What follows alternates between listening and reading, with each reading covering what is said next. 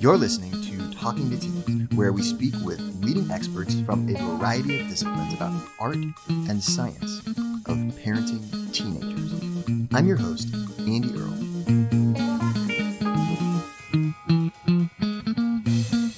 We're here today with Matthew R.K.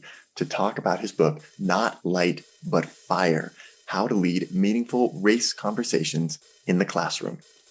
Matt is a founding teacher of English at the Science Leadership Academy in Philadelphia, and he's also the founder and executive director of the Philly Slam League. And he's been leading race conversations in his classroom, testing different ways of having these conversations with teenagers to push themselves and think about race in a new and more meaningful way. We're going to talk about some of the big problems that occur when adults try to have race conversations with teenagers.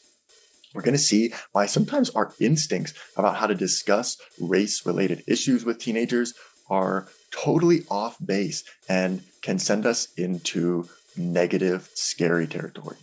Matt is going to show us how getting kids talking about their feelings and how they feel about issues and whether issues are right or whether they're wrong can turn into arguments really fast, never changes anybody's mind, and is really not a productive use of time.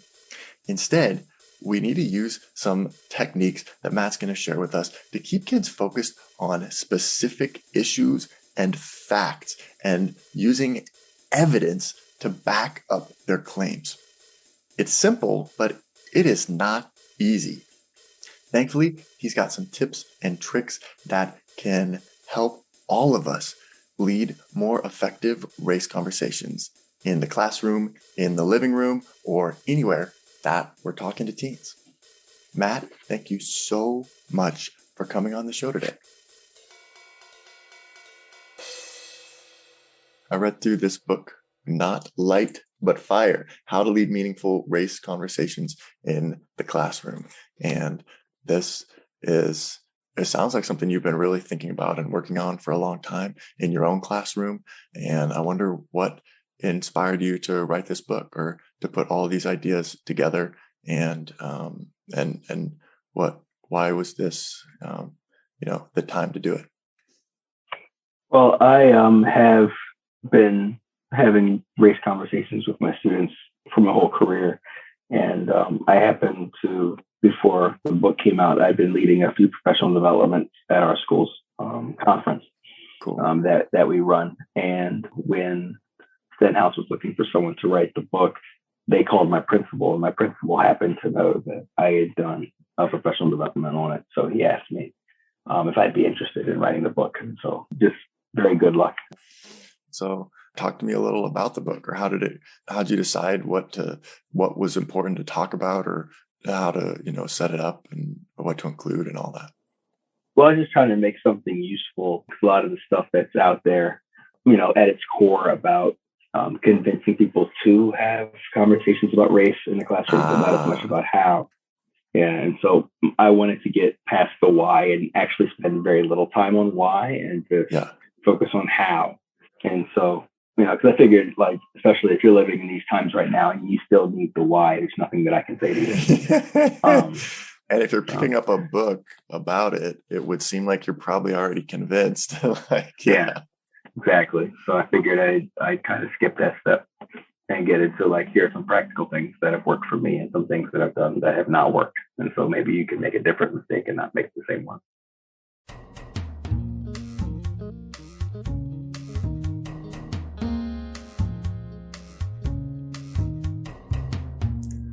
I found some really interesting things in this book, man. And one of them, I thought, you talk about this idea of creating a safe space. Teachers are always trying to say, hey, this is a safe space. We can talk about whatever we want in here. And a lot of times that it isn't actually true, or just saying the words that doesn't just magically make it a safe space. And I wonder why do we think that we can just hand wave and magically create that atmosphere, and what are we missing? I think that why we do it because it's just something we're told to do, and something we know that we how we want kids to feel in the Yeah. classroom, but we don't know exactly how to do that, right? Right. And I think that like we'll know we want them to feel, safe around us, ready to be vulnerable, all of those things. And we think that just telling them that we're good people Right. will accomplish that. I think that's important. Like I don't want to like poo-poo the idea of you telling your students, "Hey, I'm not homophobic. I am not a racist. I am not." Like those are things that are important for kids to hear. So Yeah. I'm not. I don't want to be dismissive of it, but that's only about 10% of the work. Like a lot of people, those Yeah. things are easy to say. Right. But what are you doing to make sure that, beyond just saying it? Because yeah, we deal a lot with parent issues, and I see this at all kinds of families as well, where parents are like, no, no, no, I told my kid, you can talk to me about anything, you can tell me anything, it's okay. It's like we want to create that safe space where kids feel like they can, bring up any issues and talk about anything, but just saying it doesn't make it happen. It's actually kind of work to create it. So Mm-hmm. what's like how do we do that, or how do we actually create a real safe space instead of just saying that it is one? Oh yeah, I mean, you don't have to do the things that I suggest in the book, but that's a starting place.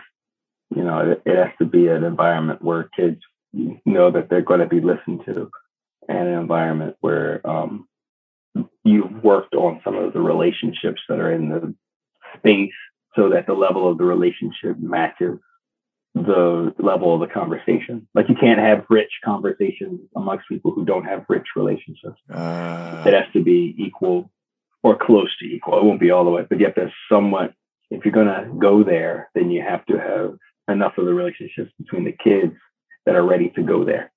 I'm not going to be vulnerable with you if I don't know you. And a lot of times we skip that part. Like we just assume that Right. kids are going to want to do the hard work of investigating their privileges or investigating any of those kind of things.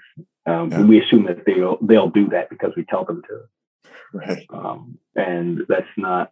There's a certain amount of things that we can do to make sure that that is an easier process.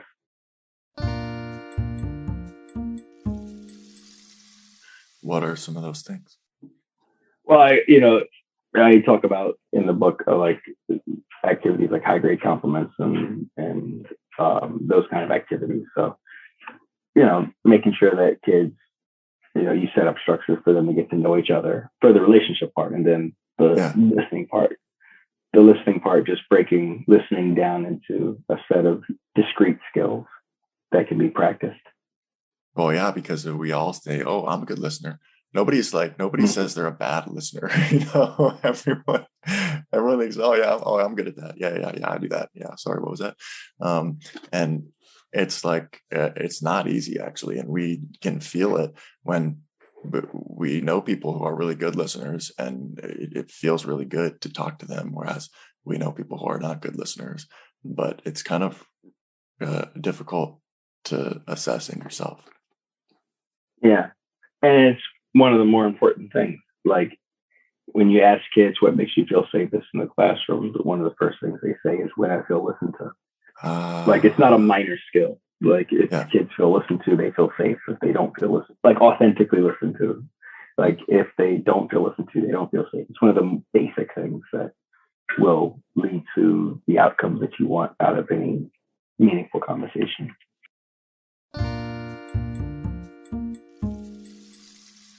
So you talked about breaking that up into more kind of specific skills. What does that look like, or how do you see that? Well, in the book, I talk about listening patiently, listening actively, and policing your voice. Those are the three skills that I use in the book, and just working those as things that the kids are aware of, like how am I listening right now? How can I be better at listening? And creating like by talking specifically about those skills, and then you kind of give them names like that. And I like how you do that in the book, and then you can bring that up like policing your voice, and people can notice when they're not doing that. And by kind of talking about it and putting names on it like that, you sort of like start to bring awareness to it in a really cool way. So what does that mean, policing your voice? Means making sure that you are not taking up all the space in the room, making sure you're not the only voice that's speaking, making sure that voices that need to be centered end up being centered in the conversation. Because you always get those few kids in the class who are really kind of outgoing or aggressive or something like that, who sort of like, and it's easy to dominate the discussion as a teacher, and then a lot of people don't get heard.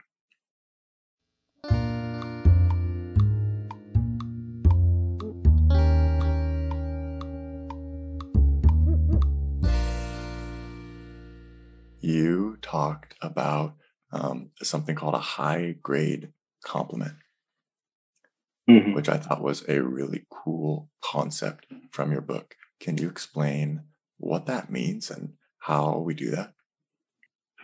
Yeah, it's an idea I took from a colleague named Zach Chase, and he used to do this in his classroom for the kids to take a chance to share something that they appreciate about each other. They share it publicly. It's just a way for the kids to build relationships with each other and make it's a little bit harder to level a bunch of like accusations and stuff like that when you just had those kind of interactions. But so what separates a high grade compliment from a low grade compliment or just an average compliment? Yeah, the other ones are like, I like your shoes, or you have a good smile. And the other one is like, a high grade is more, I appreciate what you did for me that time where you helped me with blah, blah, blah. Those kind of things. You model it and then we practice it and go ahead and do it. Just like, minor compliments are good, but then like when you compliment someone's character or show appreciation for something they've done, then it's something about who they are or the way they behave instead of like a surface level characteristic. Yep. And you also said a little bit about how it affected you kind of, or you said that you really appreciated it when they did, some certain things. So instead of just saying like, hey, you're really nice or you're really friendly, you had a specific, like a specific thing that they did and how it made you feel good. Oh yeah. How it made them. Yeah. When you're giving a compliment, it's like, how did it make you when they did the thing? How did it make you feel? How much do you appreciate it? Those kind of things. Yeah. That's cool.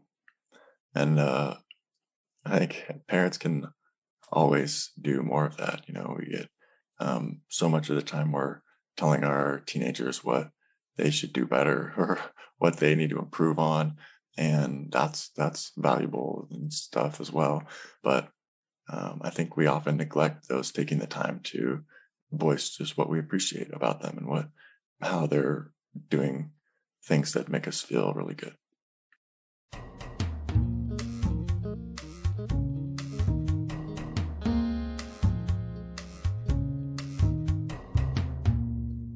So you talk about something in your book, a term that you refer to as house talk. Mm-hmm. What is that, and how does that work? House talk it's the kind of relationships that we want. So that's why we do the high grade compliments and all that stuff. House talk is the way you speak with family. That makes it different than how you speak with friends and colleagues and stuff like that. And so you do those kind of activities because race conversations require those kind of relationships. Not actual family relationships, but as close as they can be within a classroom setting. And, those aren't natural. So you have to make them happen so that the kids can trust each other and stuff like that. And so you do those kind of activities to make sure that they do that. And do you like label things as house talk when they're discussing them or? Yeah. Well, I don't know how often I use that phrase with kids, but it's just that's how I describe the relationships. I love how you broke down the high grade compliments in your book. You had kind of four notes about it. And one is a proximity. You ask them to sit across from the recipient eye to eye, and not standing over a seated classmate because you want it to be really like equal body language. I thought that was cool. And just really focusing on the tone of voice, speaking earnestly, and making it about the other person rather than about yourself. Mm-hmm. Yeah. I love having you in my math groups. You help me on my projects is good, but then sometimes then people will like launch into a story about, because I always struggled with math and blah, blah, blah, blah, and start making it about yourself instead of like keeping it focused on the other person. Yeah. So I think these are really good points that you have in here.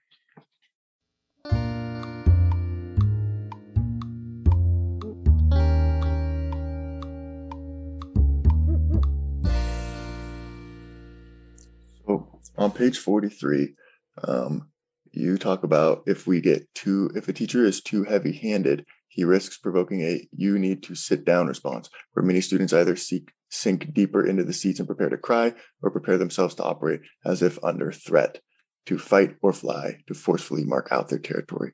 There's also a temptation to disengage entirely.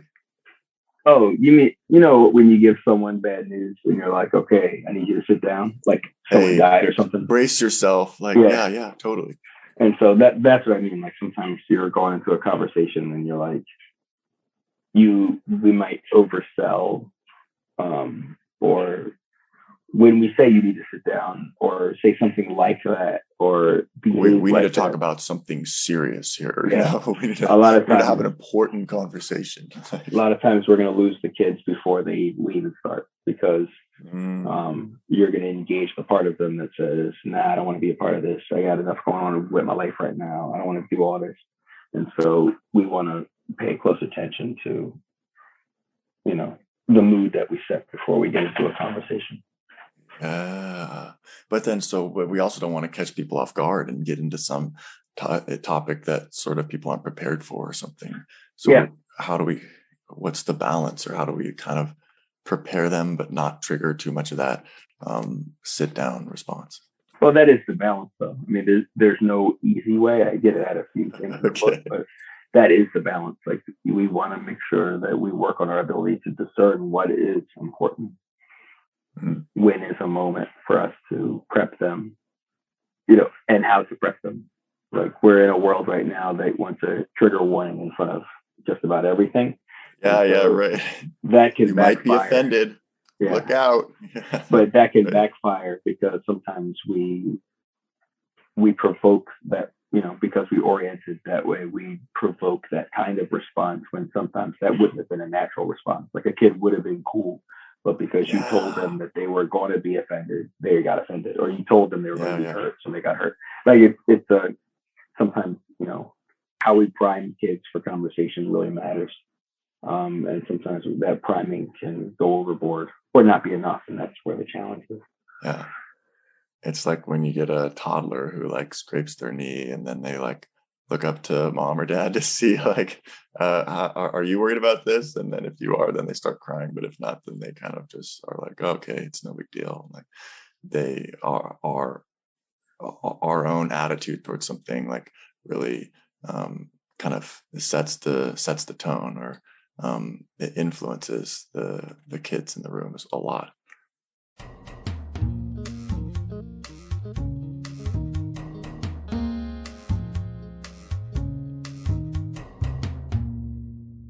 You're talking about Silberman and Hansberg in this section of mindful orientation. And that's sort of, I guess, like orienting them to the conversation as you're kind of getting into it. And then you also have this section about effective summary, which I thought was really cool and helpful.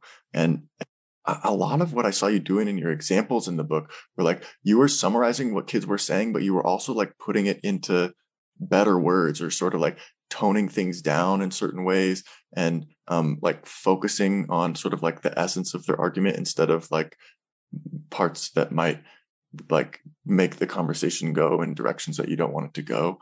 Like, what can you talk a little bit about summary, or how you use summary like that to really keep a conversation on track? Yeah, you just want to make sure that you do keep it on track. Like as especially in whole class conversations, you want to make sure that you have a lot of power in your reprompting. Like once a kid says something, you have a lot of power on like what the next thing is. Like, do you take a little part of what they're saying and redirect it to the rest of the class? Do you want to turn up certain parts of what they said and turn down certain parts of what they said, depending on what they said, to kind of keep things scholarly?